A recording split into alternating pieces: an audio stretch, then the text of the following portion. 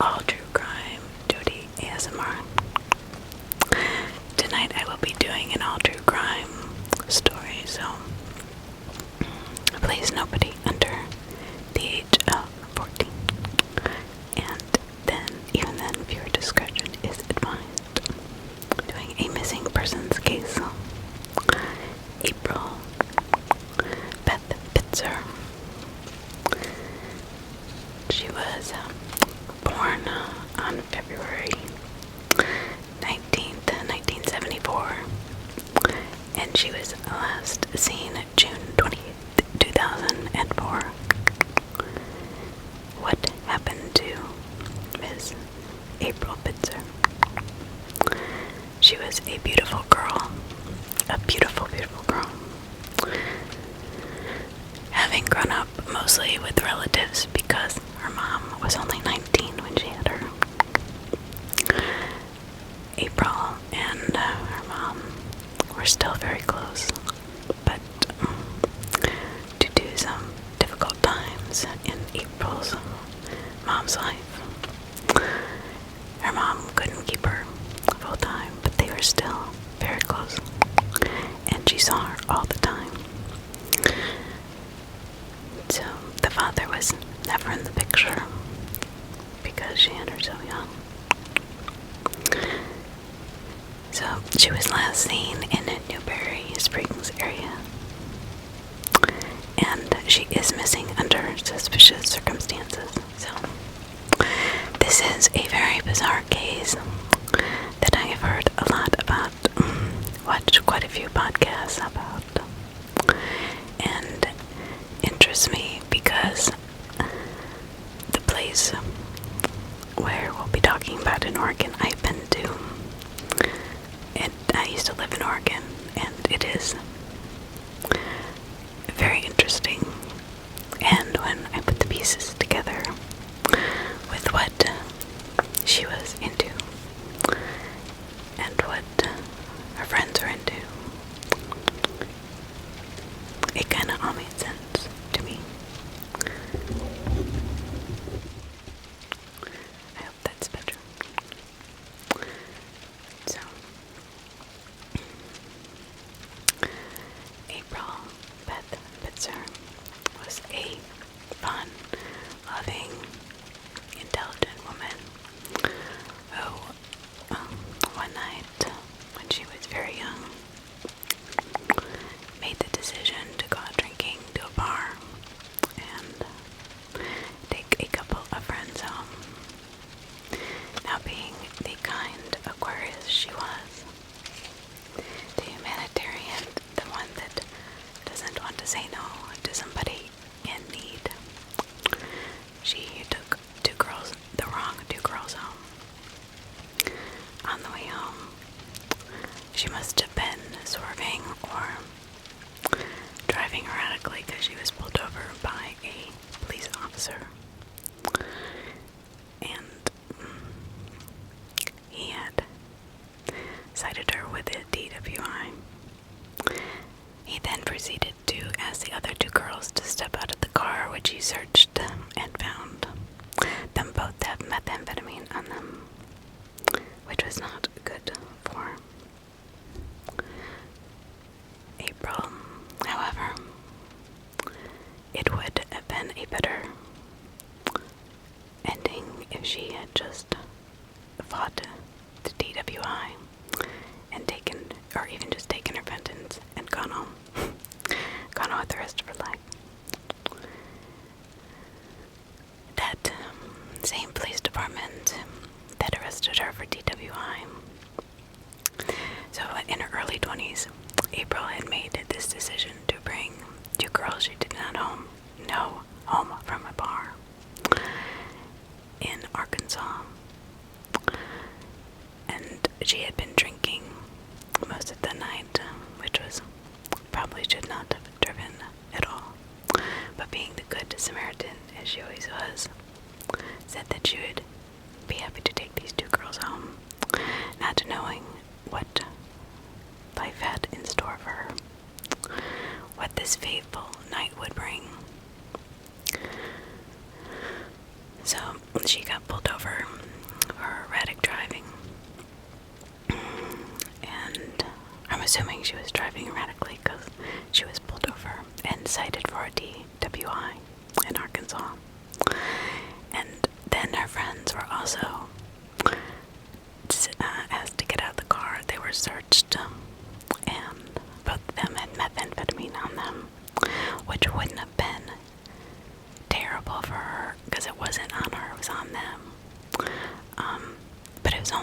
like they knew that, like they watched her from the bar or something. I don't know. I understand, citing somebody for a DWI, but why would it matter? What are friends? Yeah, I don't know. Anyway, it just is a little strange. But the same police department in Arkansas had their eye on a bigger plan for April. They said to get the charges taken off her record completely, that she had the option to become an informant for a very large drug cartel, but they didn't tell her that. They just told her that it was a drug dealer or whatever. She just needed to get some photos and video and recording to, prove her case. And that's all she would need to do. And she did. She did a very good job. She got, I guess, in with the right people. And didn't realize how big this cartel was. It was one of the biggest Mexican cartels to run methamphetamine between Arkansas and Mexico on that interstate there. So April did this and I guess went on with her life. Then one day somehow she found out that her information had been leaked to cartel, or the people that she had recorded and turned in, I guess, got information on for the police department. So fearing for her safety, she moved to Texas, Fort Worth, Dallas actually area, where she met Mr. Pitzer, and that is where she met and started her new life. Now, April was not a big drug user or drinker. She did have bipolar disorder, so she didn't really use recreational drugs too much because, even drinking, because she knew it would affect her. And moving to Texas, she married Mr. Pitzer, becoming April Beth Pitzer, and started a family in Texas. Now, her family, she had one daughter, and she was 8 months pregnant when the federal government came and said, you need to come with us and be a witness for us to bring down this big cartel, which she really didn't know how big this cartel was. She really didn't. I believe they used her because they didn't want to, put their own in danger, because they knew it would be dangerous no matter what. And I don't know how. It must have been somebody inside job that leaked her information to the public or to these people. But having to go to court, being still fearful of having something on her record, such as a DWI, she was led into court by completely surrounded by armed officers. This is in federal court. Her statement, her testimony would put 32 people in prison, splitting up families. Children were taken away from the parents, and a very big part of this cartel had been put into prison because of her. Now, anybody, I believe, would be scared out of their minds, because you aren't gonna run from a cartel that size. And she had no idea what she was getting herself into. So now, fearful for her life and her children's safety, and her husband's safety. And already having bipolar disorder, she became ultra paranoid, which I would have been too. I would have done the same thing probably. She started to drink heavily, and that made her even more paranoid. So to the point of where she actually had her children sleep with her and her husband, and would stay up all night long, watching, waiting to see if these people ever came, because she didn't want her family to be hurt. So this was not good for her bipolar disorder. Made her very, very paranoid. I mean, it was crazy, and she just drank to try to alleviate some of this pressure. And I mean, this fear, it was just fear that she felt. I would feel the same way. I really would. I mean, that's scary stuff. You know, being a child, when this all took place, and then having to go testify in federal court after you have established a life and a career and a husband, you know, a family, and 8 months pregnant nonetheless. I don't think that was right. They knew her life was in danger. This was a very dangerous situation, or they wouldn't have had all those armed guards around her. They knew what they were doing, which is too bad. Because, keep in mind, everything that happens to her from now on is because of that one fateful night where she took those two girls home and did not want to get a record, did not want to have a DWI on her record, so decided to help the police force out, which I would have just taken the penalty, whatever it was, and moved on with my life. Because eventually, this paranoia just ended their marriage, and her drinking got so bad, and she started using drugs once. Her marriage ended. Then she lost her children. She had met somebody new, John Lopez, and she went back to California with him. Having nothing left to lose, really, she agreed. She hoped she could regain footing, starting over in a new place, rebuilding her life. Because he was from California, so, she thought starting over somewhere new. But that did not happen.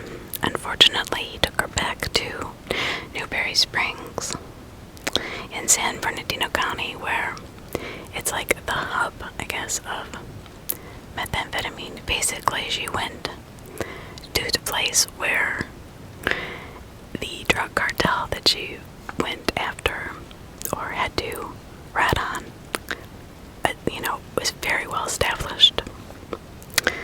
She kind of walked into the mouth of the dragon, so to speak, or the snake, or whatever you want to call it. It's very desolate. There's a lot of desert, a lot of drugs, apparently a lot of methamphetamine, and plenty of seedy characters.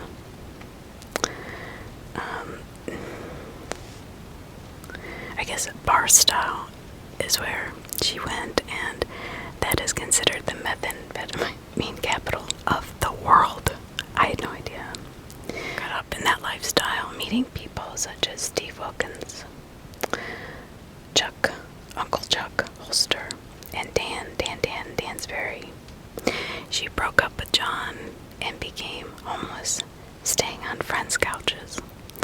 So as you can see, she's now one of the methamphetamine users, homeless, and really in the arms of the dragon.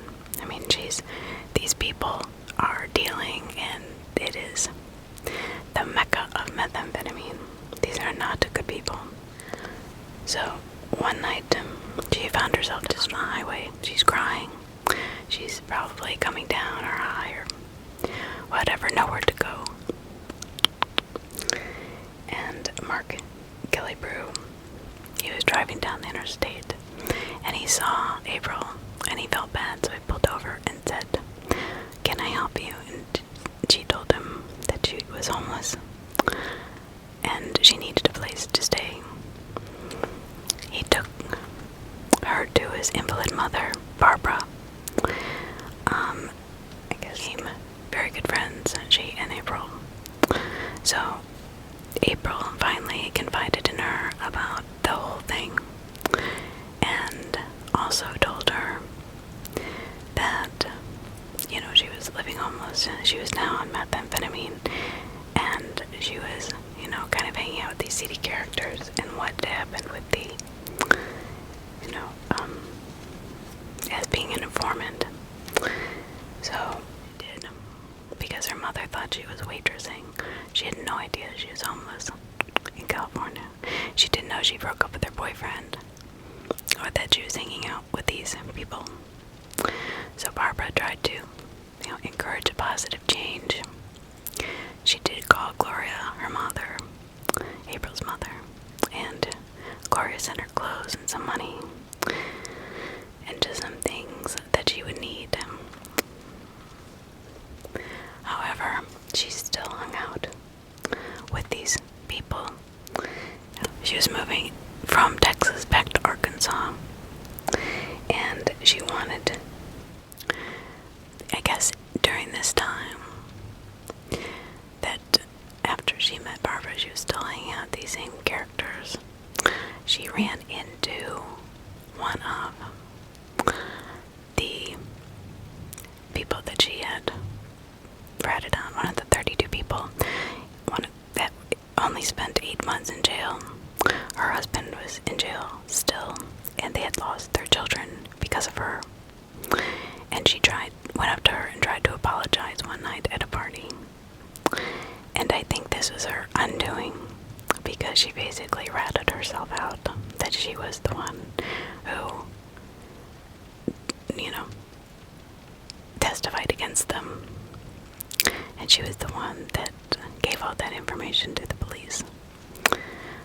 Well, unfortunately, the people she was hanging out with were part of this cartel in a lot of ways. And that was not good for April. So she went and told Barbara everything. Barbara said, "Call your mother and tell her everything. So Gloria was like, then she said, "You need to move back to Arkansas now." Well, April wanted to wait until, for some reason, I guess she wanted to meet her in Arkansas once she had settled in. She didn't want to come right away. I don't know why, but this hesitation probably cost her her life. And Barbara knew once she heard that she had run into one of the wives of, the cartel members, that she was in big trouble. And she said, "April, you need to leave immediately," but she didn't, unfortunately. So this all because she was the drug informant for these, police that told her that she better do this or else she was going to give a DWI on her record, which,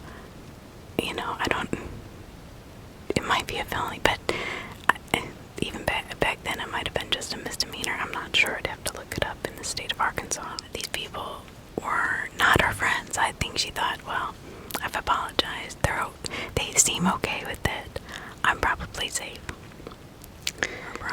Her friend, her invalid friend who she had taken care of, and Barbara said that she was in good spirits. She was excited to go back to Arkansas, and nothing seemed out of the ordinary.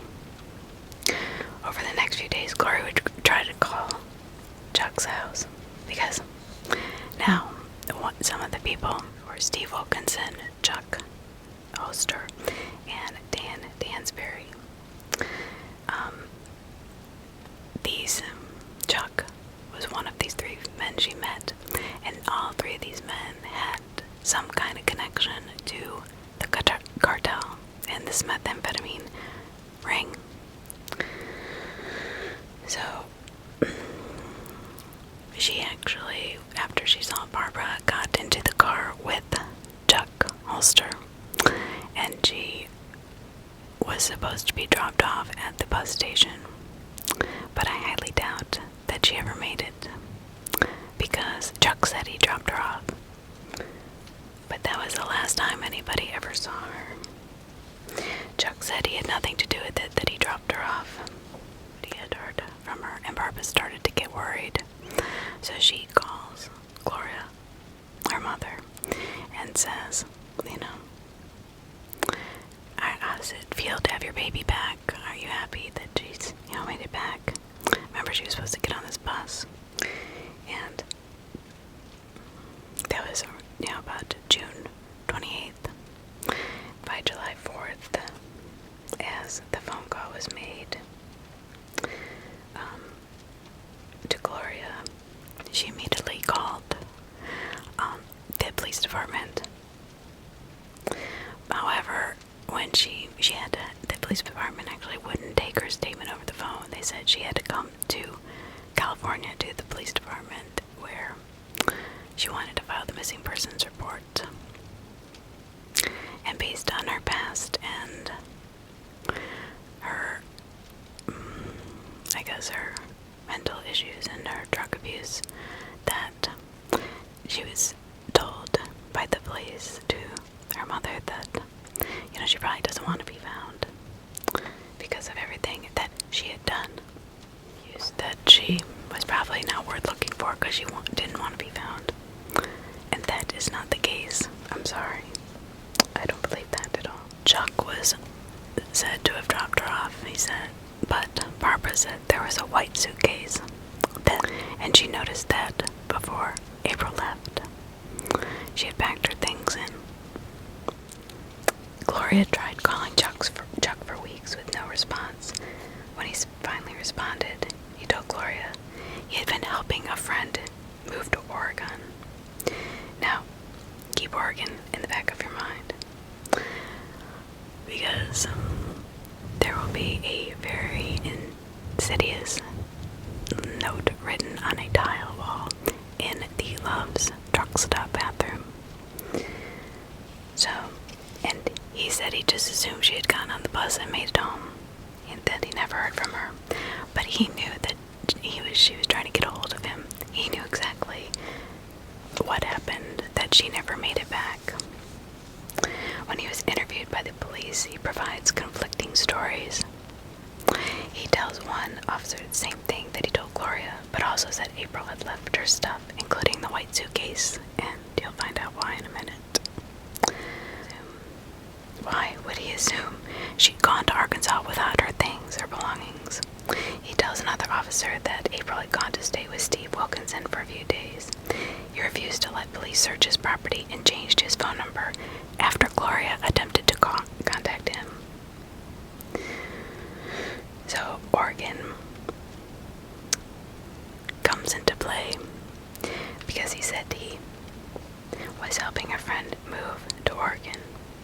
However, some graffiti was found in a truck stop in Oregon that said, quote, looking for missing truck stop in Oregon that said, quote, looking for missing girl from Arkansas, question mark, 3 miles east of Barstow, 1 I-15 freeway, unquote.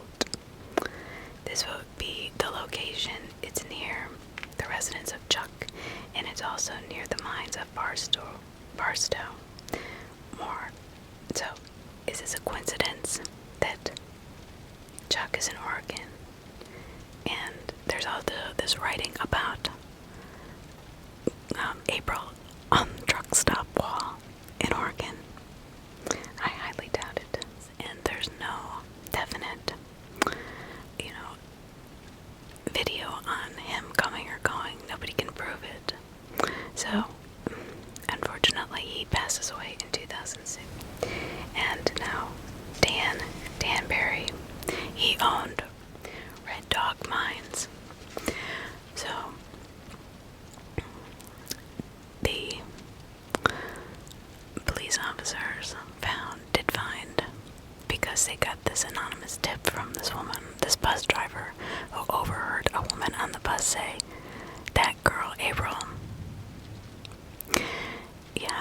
she was killed at a party and she's dead, and they put her body in the mines, or in the hole, meaning the mines.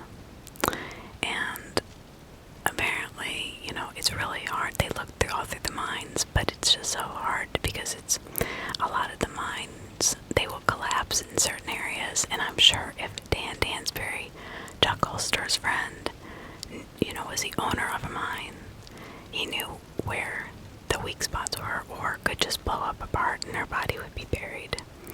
And police would have a hard time getting to them because of the risky nature of the mines.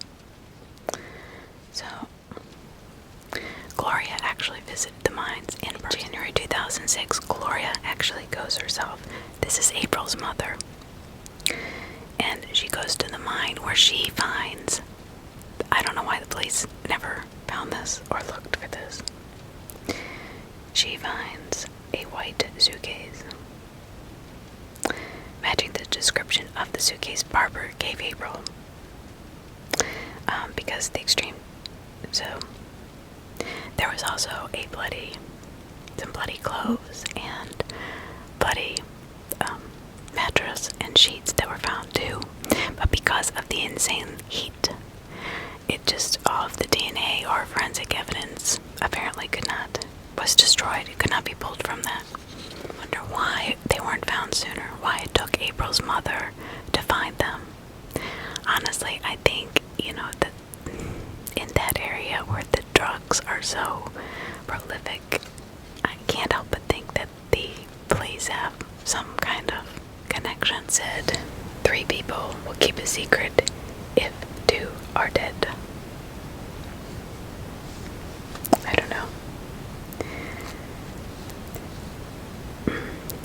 Dan allegedly told a close friend that he considered problem was they were all part of this drug ring. Steve Wilkinson, Dan Dansbury, and Chuck Holster had all been part of this ring. And I find it interesting, he's actually goes to Roseburg, Oregon. In Roseburg, now I lived in Oregon. Roseburg is full of methamphetamine. My roommates, I didn't live there, I lived in Eugene, but my roommates had driven me to see a friend in Roseburg. So I was like, I had nothing else to do. I was living in Oregon. And I said, sure, I'll go. Well, that was the first and only time I went to Roseburg. It scared me to death. What I saw, I never want to see again. This woman who had 5 kids, said her husband had a drug problem, but he was clean. And I met him, and he was a nice guy then. But she comes to my house not long after that trip and said her husband had been missing ever since the day we went there. So I don't know what happened, but he just up and disappeared. And I said, are you worried about him? She said, well, he's either dead or alive, I don't know. I'm like, you have 5 kids with this guy. But it was a town, like, frozen in time. I don't know if you've ever been to Roseburg, Oregon, but all I remember at the time, it was a little bit earlier than this, was that you could see the old mines were closed due to the recession, and people were just literally walking zombies on the streets. It was terrible. And no work. I mean, it was in the middle of nowhere. But I do remember my one roommate saying, oh yeah, there's tons of meth in this town, and pretty much that's what people did. It was so sad. On the way back home, we stopped to Eugene. We stopped at this trailer park. They were looking for somebody, a friend of theirs, and I walked into the trailer where he was supposed to live. I've never seen a cleaner trailer in my life. Everything was neatly, folded, but nobody was there. And I left, 6 or 7 months later.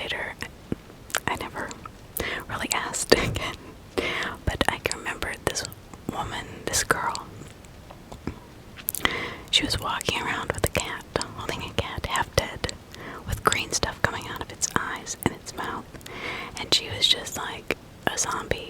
If you've ever seen Tommyknockers or read the book, then you'd know what this town was like. I'm not kidding. It was so bizarre. Very bizarre. It was like aliens had taken over.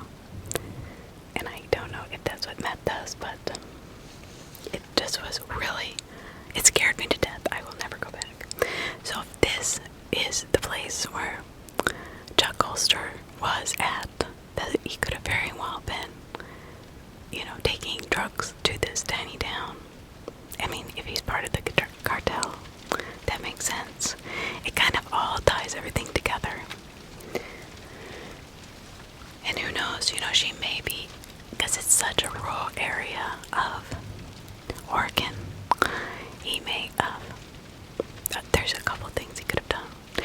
He could have taken her and gotten her new identity and helped her escape, and she could have gone into the mountains in Washington or wherever. Or he could have killed her and put her body anywhere in that area. Or he could have, killed her and put her in the mines and alluded to the fact that she was dead. That's another thing. If they did, realize that she was kind of set up and to go on trial because she didn't want to get this DWI, but had no idea what she was, getting herself into, they could have helped her escape. And really, they would have been the only ones to do it. Now, if he was in Oregon,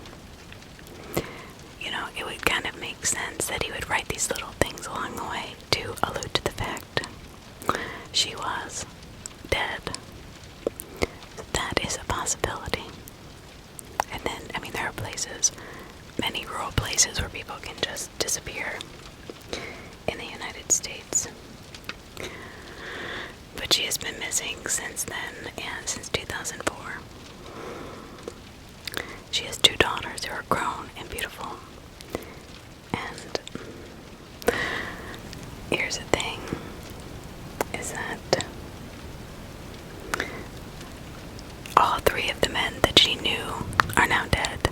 Steve Wilkinson's body was found after he crashed his plane in Colorado in Silverton. Okay, in September 2015, Wilkin was arrested in connection with the drug raid and posted bail.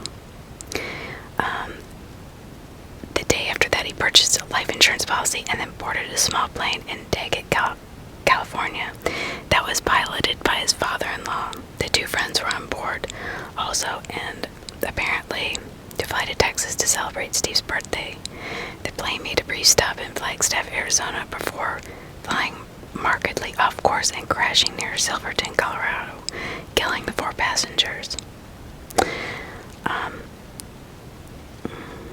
There is speculation that since Wilkinson's body was identified by tattoos and not DNA, that he exited the plane in Flagstaff and staged his own death, which is exactly what I was saying about her death. It almost, in some ways, feels staged. Like, if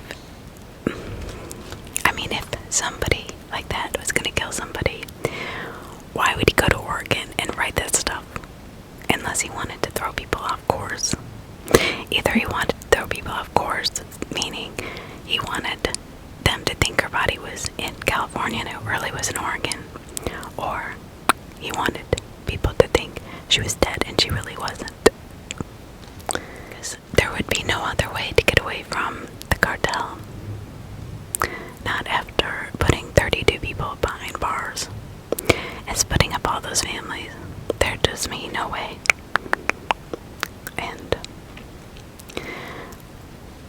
But this whole case, I guess this is really what bothers me about this case.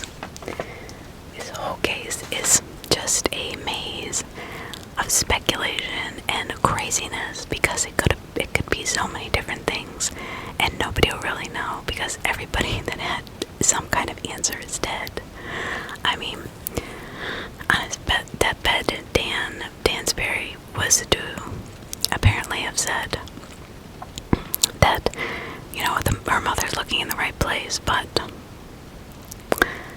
she needs to go farther in. she found her and the clothing, and not the police. Because then, upon, I guess, further, investigation, they found bloody sheets and, a mattress. However, it could have been cows, but it could have been any blood. The heat of the desert had destroyed any forensic evidence. I mean, I guess stranger things have happened. But to tell you, when I lived in Oregon, I went to Roseburg one time, and I will never go back. And it is in the middle of nowhere, and somebody could easily disappear. That girl's husband disappeared, and they had 5 kids. So, this is a crazy case. If anybody has any information, if you want to be found, April, call your mother. If you don't, and you're afraid for your life still, then obviously I would stay in hiding too. But there are people that love you and are worried about you if you are still alive. And if anybody knows anything, Crime Stoppers Department, San Bernardino Police Department, FBI, any missingperson.org. And I will leave all the information, as I always do, in the description. But, it can be all done anonymously. Now, do I think that she was murdered? Yes. I think it's really strange that the writing on the wall in Oregon at the Love's truck stop was there done at the same time as Chuck Holster.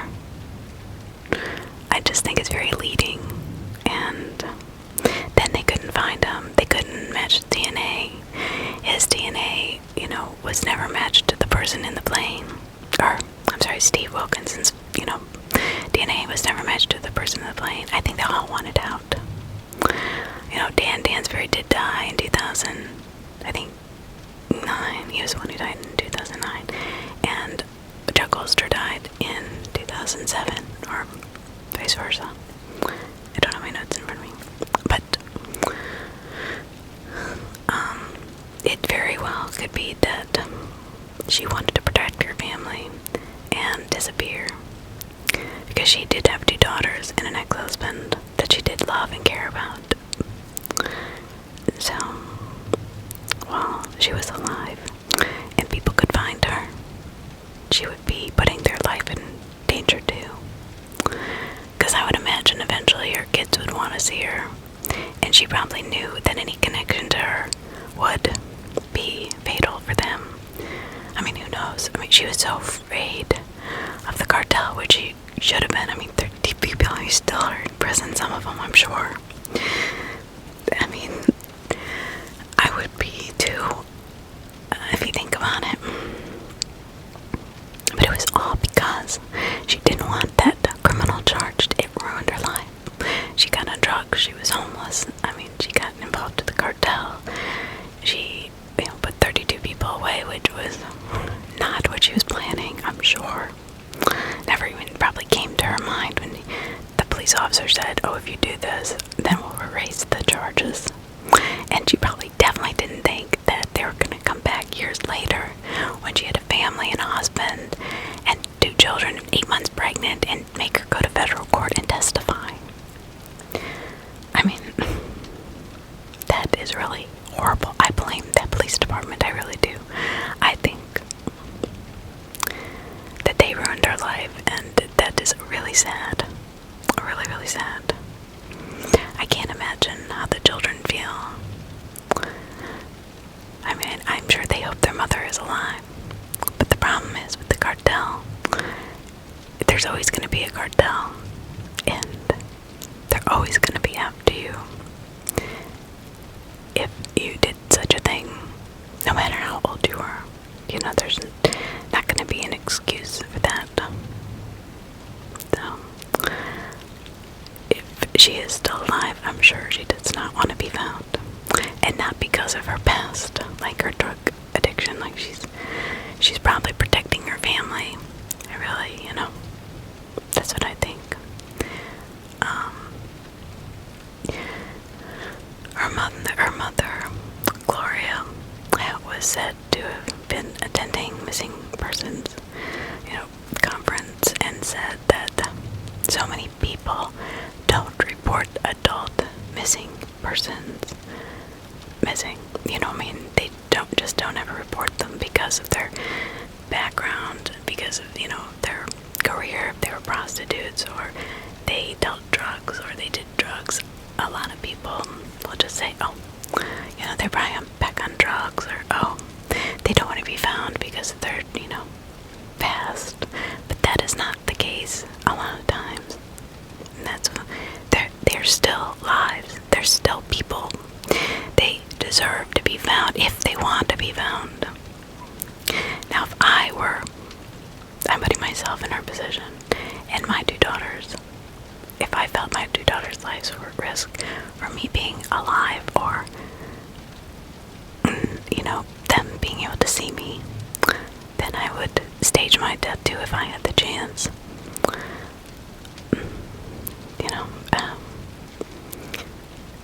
You never want to bring any kind of harm to your children, but it was that one fateful night that you just shake your head, and it's too bad. It really is. So anyway, I hope that I don't want to say enjoyed this story, but I hope you have a good evening, a good afternoon, a good morning, wherever you are in this world, and stay safe, keep your family safe, and remember, a DUI, DWI, you can do your time or whatever, pay your penance and move on.